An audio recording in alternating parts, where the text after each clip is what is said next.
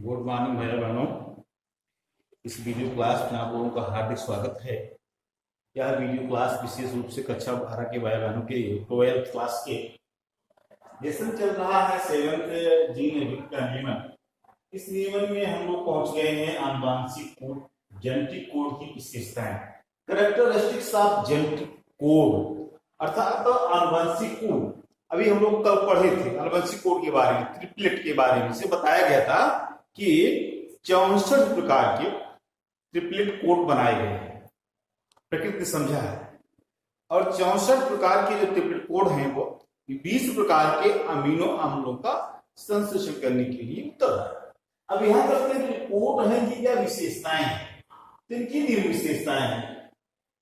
आनुवांशिक कोड त्रिक न्यूक्लियोटाइड्स का बना होता है, अर्थात कहने का तात्पर्य यह है कि genetic code is composed of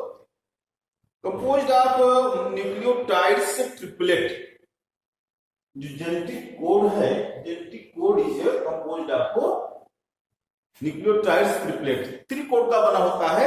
जैसे इसमें कल अभी आपको दिखाया गया, बताया गया कि यहां जैसे है ये यूएए, तो यहां देखने की बात है इसी यूएए प्रकार जो है ये समापन कोडान है, कोड है, ये 3 कोड है। एक और है एयूजी। यह जो है किसके लिए है? यह जो है जब संश्लेषण होता है पॉलीपेप्टाइड चेन का रिएक्शन का, तो किसके लिए है ये मिथ्योनिन के लिए है। तो क्या है ये जो है ये कोड है। इस प्रकार से एमआरएनए पर न्यूक्लियोटाइड्स का एक समूह एक अमीनो अम्ल के लिए संकेत है। जो एमआरएनए जीन के संदेश को लेकर चलता है, तो डीएनए का जीन अर्थात जीन जो कोड देता है एमआरएनए पर, वह इसी रूप में देता है। तो प्रकार से एमआरएनए पर जो है ये ट्रिपलेट न्यूक्लियोटाइड्स के एक समूह के रूप में होते हैं। और यह जो होता है इस कोडान में 3 न्यूक्लियोटाइड्स होते हैं। जैसे यहां देखिए, एक न्यूक्लियोटाइड्स, दूसरा न्यूक्लियोटाइड्स, तीसरा न्यूक्लियोटाइड्स, एक न्यूक्लियोटाइड्स, 2 और 3। इस प्रकार से जो संदेश है वह ट्रिपलेट कोड के रूप में है, अर्थात किसी भी कार्य अमीनो अम्ल के संश्लेषण के लिए 3 न्यूक्लियोटाइड का एक समूह होता है, जिसे ट्रिपलेट कोड कहा गया है। तो इस प्रकार से यहाँ पर जो है आनुवंशिक कोड विकसित होते हैं। तात्पर्य कहने गया है कि आनुवंशिक कोड विकृति है, जेनेटिक कोड इज डिजेनरेटिव। तो जैसे हम बताएं कि केवल एक अमीनो अम्ल के लिए केवल एक ही कोड निश्चित नहीं है, कोई जरूरी नहीं। वैसे मिथ्योनिन और ट्रिप्टोफैन के लिए केवल एक कोड है, जबकि आर्जिनिन और सेरिन के लिए अधिकतम 6 कोड हैं, और ज्यादा से ज्यादा जो अमीनो अम्ल हैं उनके लिए केवल 2 कोड ही है। इस प्रकार से ये आनुवंशिक कोड विकृति। दूसरा अगला विशेषता है कि आनुवंशिक कोड क्रमबद्ध। क्रमबद्ध का तात्पर्य यहाँ पे यह है कि किसी अमीनो अम्ल के लिए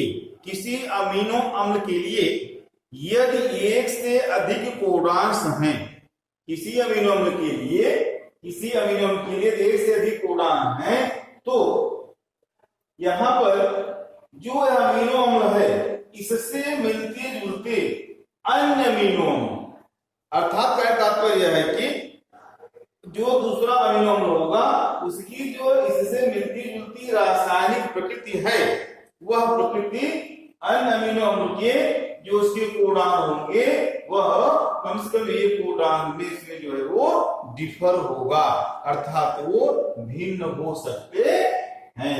कोई जरूरी नहीं जैसे कि एक अमीनो अम्ल है ये प्रकार का, और इसके लिए जो है कोडान इसके हैं, एक से अधिक कोडान है, मोर देन 1 कोडान। अब यदि कोई और अमीनो अम्ल है और उस अमीनो अम्ल की जो रासायनिक प्रकृति है इससे मिलती जुलती हो, तो ऐसी कंडीशन में ये जो कोडान होंगे अर्थात दूसरे अमीनो अम्ल के, वे कम से कम एक कोडान तो पहले वाले अमीनो अम्ल के कोडान से जरूर अंतर करेगा, डिफर होगा। इसलिए छठा आता है आनुवंशिक कोड में प्रारंभ व समापन कोड है। जो ट्रिपलेट कोड है, इन ट्रिपलेट कोड में प्रोटीन के संश्लेषण के लिए शुरुआत किससे होगा, अर्थात स्टार्ट कोडान है, और कहां जाकर के वह पॉलीपेप्टाइड का रिएक्शन बंद होगा, अनुक्रम कहां टूटेगा, उसके लिए समापन कोडान भी है। तो जैसे यहाँ पर जो है प्रारंभ कोडान जो है मेथियोनिन के लिए है ये, और AUG इसे स्टार्ट कोडान कहते हैं AUG को। इसी प्रकार से स्टॉप कोडान है UAA, UAG और UGA, ये स्टॉप कोडान है, अर्थात जब यहाँ पर पहुंच जाता है mRNA पर जो है प्रोटीन की प्रक्रिया, जिस पर mRNA पर जहां कोडान मिलते हैं वहीं पर जो है पॉलीपेप्टाइड के संश्लेषण की प्रक्रिया जो है वो रुक जाती है। फिर आता है कि आनुवंशिक कोड व्यापक है।